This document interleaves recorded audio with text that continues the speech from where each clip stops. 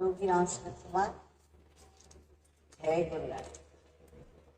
நாளைக்கு தான் பகவானுடைய ஜெயந்தி விழா.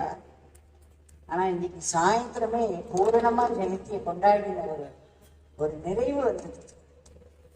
பகவானை பற்றி ஆனந்தமாக கேட்டுட்டு இருந்தோம். பகவானை பற்றி நினைக்கிறதுக்கு, பகவானை பற்றி பேசுறதுக்கு, அவருடைய டீச்சிங்ஸ், அவருடைய உபதேசங்கள்லாம் உள்ள வாங்கிக்கிறதுக்கு தான் இந்த விழாக்கள் எல்லாமே. அதை இன்னைக்கு பூரணமா இந்த ஒரு 1.5 மணி நேரத்துல அழகா திரண்டு வெண்ணையாட்டம் பாலா இருந்தது கடைஞ்சி தயிராக்கி கடைஞ்சி வெண்ணையாக்கி கொடுத்துட்டா நமக்கு நொச்சூர் சுவாமி. அவர் சொன்னது இது இப்போ ஜெயந்தி முடிஞ்சாச்சு. நமக்கு நாளைக்கு இதை நம்ம நினைச்சுட்டே இருந்து பகவானை பத்தின மேல மேல அனுபவங்கள்லாம் திரும்ப திரும்ப மனசுக்கு கொண்டு வந்து அவருடைய டீச்சிங்ஸை நினைக்கிறதுக்கு தான் இந்த ஜெயந்தி. நொச்சூர் சுவாமி சொன்ன சீக்ரெட் டாக்டர் படிக்கிறத பத்தி கிட்ட ஒரு 600 பக்கம் படிச்சு, ரொம்ப சின்ன சின்ன எழுத்து, பெரிய தடிமனான புஸ்தகம். I read 600 pages day after day after day for nearly 1 hour every day. பார்த்து ரொம்ப பொறுமையா படிச்சேன். அவரும் அப்படி கேட்பார், ரொம்ப ரேப்ட் அட்டென்ஷனோட கேட்பார்.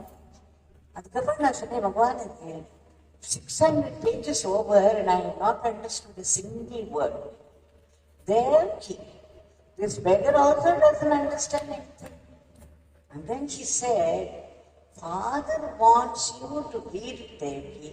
Father will put it to use. And the 2 sentences, Father wants you to read, Father will put it to use. அந்த அவ பேசுறது ஒரு லைன் 2 லைன் தான் இருக்கும். அதுல பளிச்சுன்னு அந்த அனுபவத்தை கொண்டு வந்துருவான். ஹையஸ்ட் ட்ரூத் சொல்லிடுவான். அந்த மாதிரி தான் நான் அவர்கிட்ட படித்தேன். அதே மாதிரி நொச்சூர் சுவாமி சொன்னார் இல்லையா,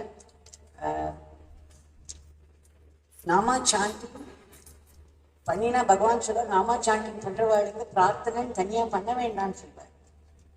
நான் ஒரு தடவை ஆரம்பத்தில் கேட்டேன், எனக்கு நீங்க இவ்வளவு சமாதியில இருக்கேன், எனக்கு சமாதி கொடுங்க.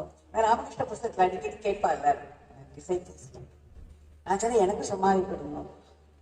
94 அப்போ சொன்னார் பகவான், நாமா சாண்டிங் இஸ் பிரேயர். தனியா பிரார்த்தனை பண்ண வேண்டாம். நாமா சாண்டிங் பண்ணினாலே இந்த நாமாங்கிறது சுப்ரீம் கான்சியஸ்னஸ். அந்த சுப்ரீம் கான்சியஸ்னஸ் அப்படின்னு நினைச்சு அந்த நாமத்தை நம்ம சொல்லும் பொழுது அதுலதான் எண்ணங்களே விதிக்கிறது. அதுலேருந்து தான் வார்த்தைகள் வருது. நாமா knows conscious of all our thoughts. அதுக்கப்புறம் சொன்ன நாமா சாண்டிங் இஸ் சரண்டர், அதுதான் சரணாகதி அப்படின்னு சொன்னார். 3வது நாமா சாண்டிங் இஸ் சமாதி.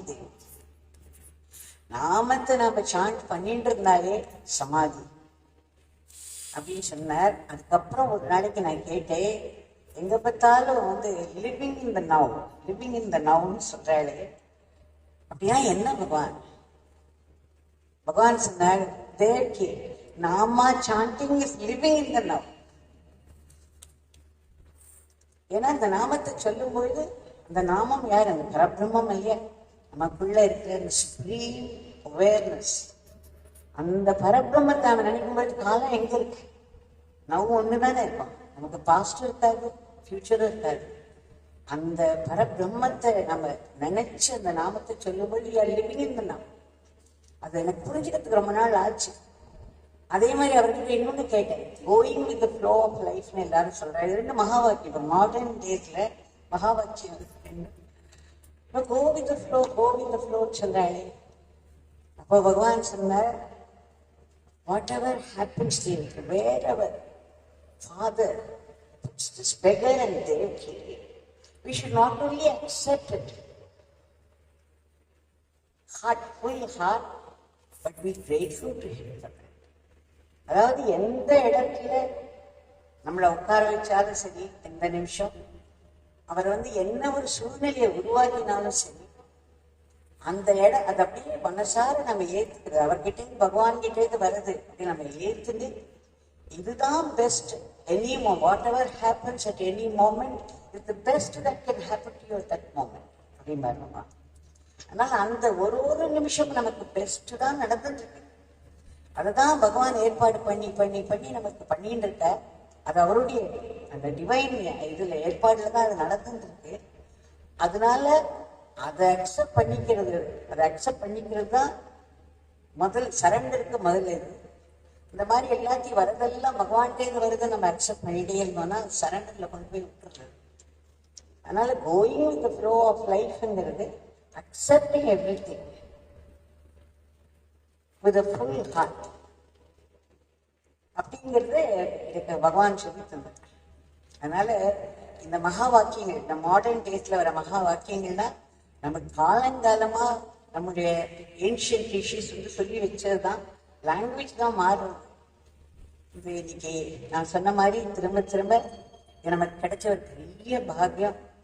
இன்னைக்கு நொச்சு சுவாமிங்க நமக்கு அப்படியே அழகா பகவானோட உபதேசங்கள் அப்படி திரண்டு எடுத்து இந்த கையில அள்ளி கொடுத்துருக்கார். இதை நம்ம நாளைக்கு ஃபுல்லா நினைச்சிட்டு இருந்தாலே நம்ம இந்த ஜெயந்தியை பூரணமா கொண்டாடினதுக்கு ஒரு நிறைவு வந்துடும். இப்பவே ரொம்ப நிறைவா இருக்கு.